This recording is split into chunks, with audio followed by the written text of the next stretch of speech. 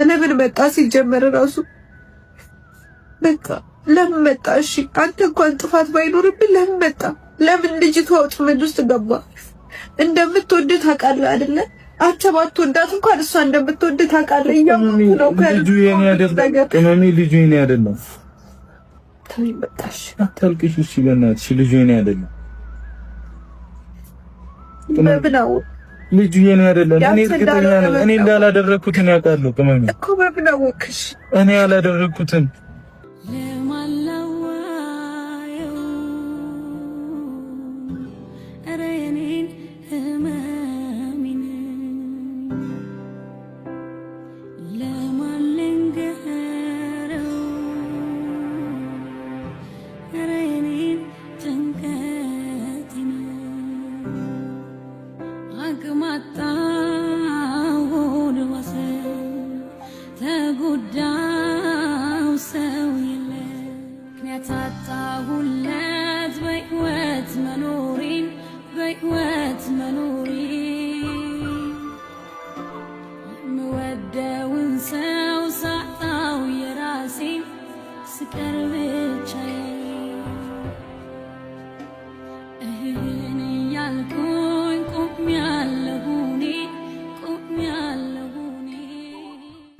አይሚ የኔ አይደለም ልጁ። በእናትሽ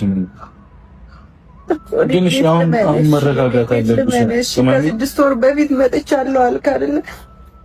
መጥቻለሁ አልክ። ልጅቷ ካረገዝሽ 6 ወር ነው አለች። እሺ ከዛስ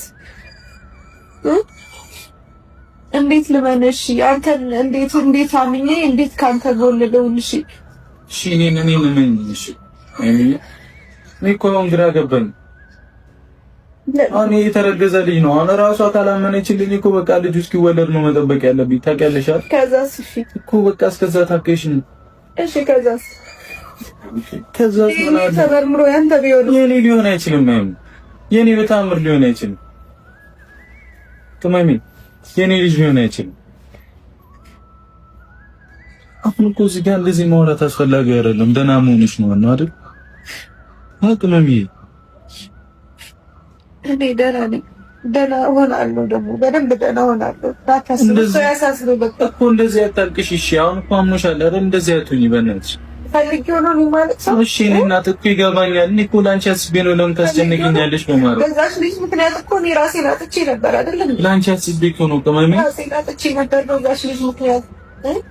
እኔ ማድረግ ያለብኝን እሺ አደርጋለሁ። አንተ ምንድነው የምታደርገው? ማድረግ ያለብኝን ሁሉ አደርጋለሁ። ሁሌ ማድረግ ያለብኝን አደርጋለሁ። ከዛ ታገኛትና ማንኛውም ሰው ወጥመድ ውስጥ ትገባለህ። ምን አይነት ጅል ነህ ግን አንተ? ቆይ ጅል ነህ የዋህ ነህ ወይስ ክፉ ሰው? ምን ልበለሽ አንተ? ቆይ እንዴ